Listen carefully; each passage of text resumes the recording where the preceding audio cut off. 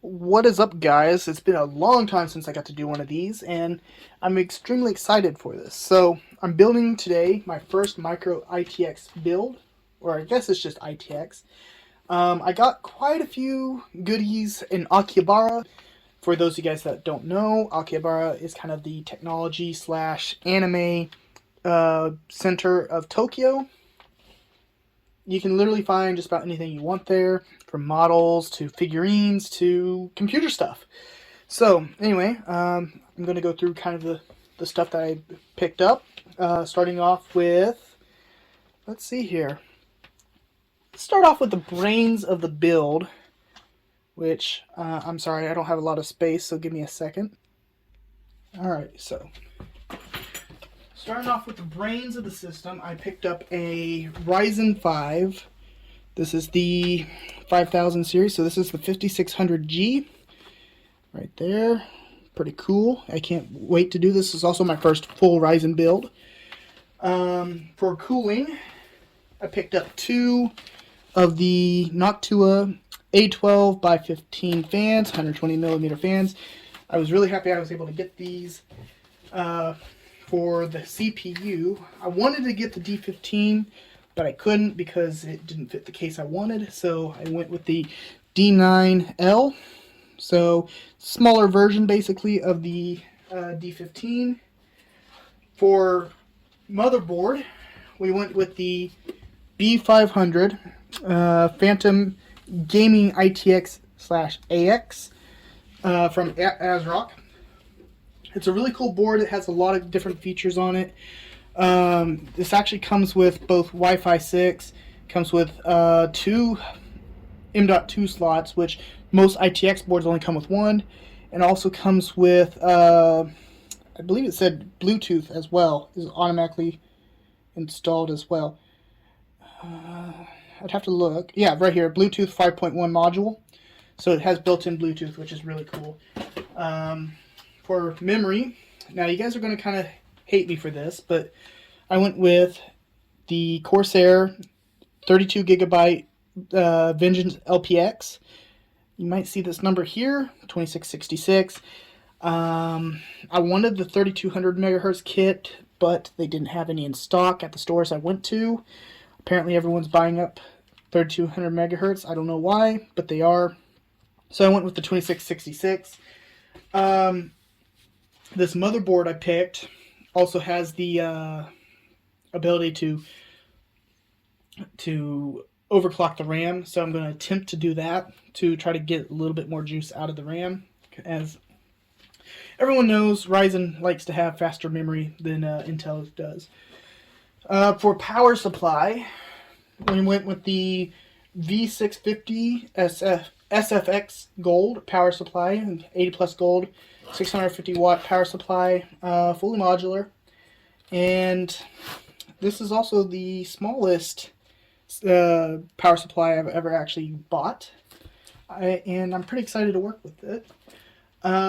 For storage, we have this is a CFD Gaming PG3 VNF, 2 terabyte M.2, and I haven't seen much on this company, but they had good reviews, and I don't know if it's more of an Asian market kind of item or if it's a maybe a different branding in the States. I don't know, but had good reviews, and it was a fairly decently priced for a 2 terabyte SSD.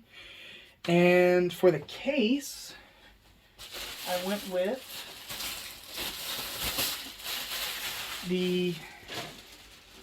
this here Cooler Master case. Very cool small case. It's full metal construction. Supports 220mm fans as well as the CPU fan.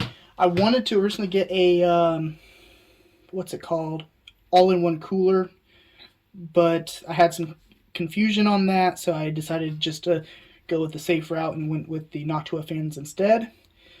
But this is a master box. I can't remember what specifically this is called. The NR200, that's what it is. So a real small case, There was a Lee case I kind of wanted to get, but I wasn't sure if it would be big enough. Plus, it was tempered glass, which normally is something I'm all for, but the issue was that if I went with that, and I wanted this to be something that I could put together and pick up, throw in my car, and go, if I wanted to. So I ended up going with the Cooler Master, because I didn't want to risk breaking a whole bunch of side panels. Now, the moment you guys are all probably waiting for, this was a tough decision for me. I had a very hard time deciding between this and the next model up. The prices in Japan for graphics cards are pretty high, just like everywhere else. But the difference is everything is in stock. So everything's just high priced because it can be high priced. So there's no problem with stock issues out here in Japan. I went to probably 5 or 6 stores out in Akihabara, and the shelves were just filled with RTX 3070s, 3060s. They even had several stores had at least 7 or 8 3090s in stock, and they had all of the AMD stuff as well. So as you can probably tell from the side of the camera, I ended up going with the Radeon RX 6600 XT. I wanted the 6700 XT, but the price jump from this was $500. This is already more than I was really wanting to spend on a graphics card. But the cheapest RX 6700 XT was closer to $850. So after doing a little looking around at benchmarks and stuff, I found out that there's not much of the difference between the two graphics cards really isn't big enough to warrant a $300 plus upgrade. So I ended up going with the RX 6600 XT, and I think the coolest thing about this build is that I have plenty of room to upgrade. The motherboard supports up to 128 gigs of RAM, so if I feel like I need more RAM, then I can do it.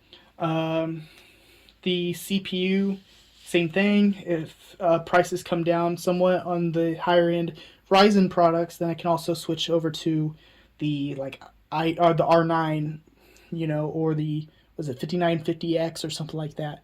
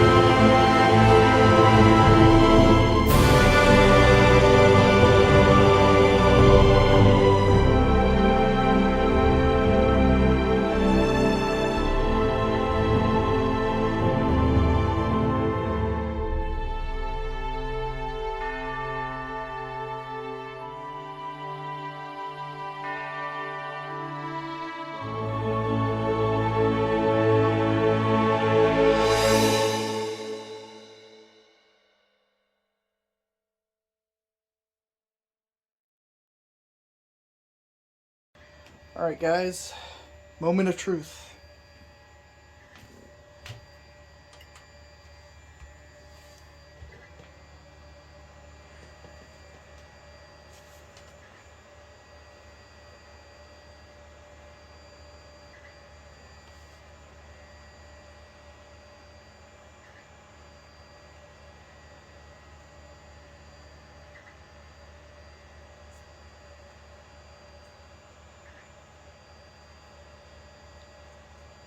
Well, it's not cycling off, which is good. It could be the monitor, because this is, if you guys haven't recognized it already, it's a portable monitor I bought a while back.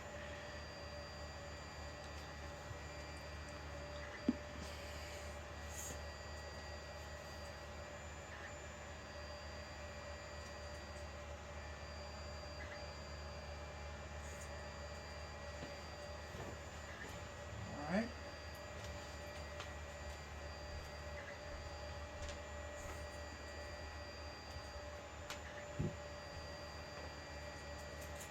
Okay, it is plugged in. This is always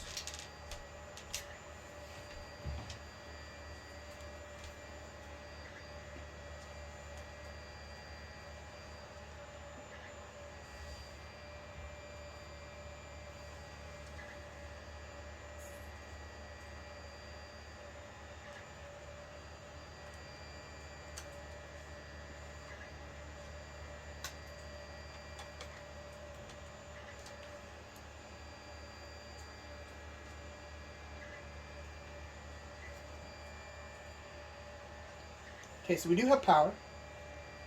All the fans are running.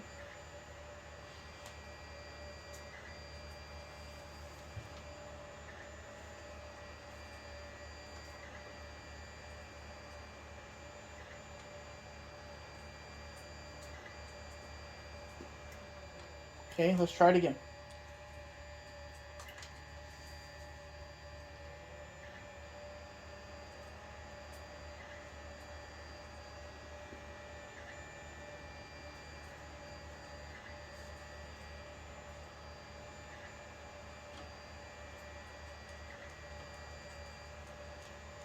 Mouse lit up. Still no signal there.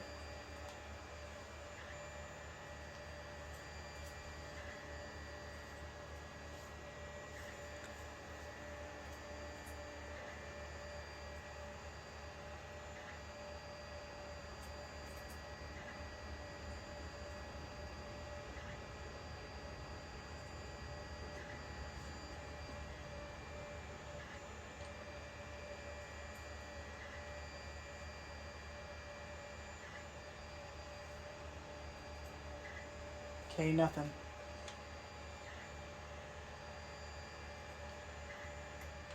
Alright, I'm going to move this over to the TV in the other room and connect it to that and see what happens. Alright, so here we go again. I apologize for the 3D printer in the background, but here we go.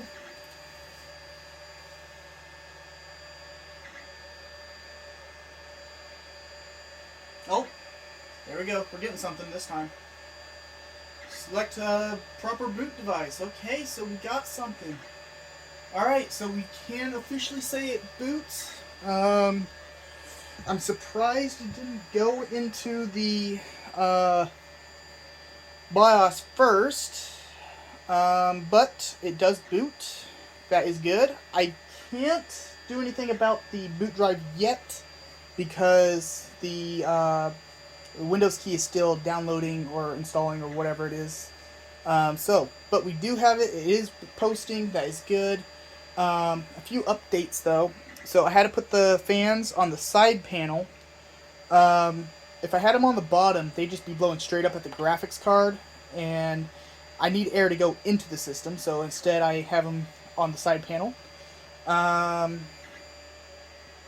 Everything else seems to be like in order. I'm pretty happy with how this came out. It's not that heavy. It's heavier than I would have expected, but it's definitely a lot better than it was. Well, than my last few gaming computers were. So definitely a lot smaller. I really like it. I think it came out great. This is definitely something I'll be able to take with me on the boat. Hopefully we can get this thing booted up tomorrow and operating system installed. Yeah, I'm pretty happy. It worked. It worked out pretty well. I actually have another keyboard I can actually go grab right quick to see if I can maybe get into the BIOS and adjust, like, say, the RAM. But I'd like to try to do that maybe tomorrow, because it's pretty late. It's like 11 o'clock at night, and I'm going to have to try to get a little bit of sleep before church tomorrow. So, anyway, guys, I hope you guys enjoyed this. This was a long build, actually. Well, it's one of my longer ones, mostly because I'm kind of rusty, for one. For two, the amount of new things I actually did in this video. Like, I've never put together a AM4 PC before, so there's a few things that were pretty new to me. For example, that Noctua cooler. That was definitely new. Never done one of those before. Building in this ITX case was that was brand new for me. I've never done that before.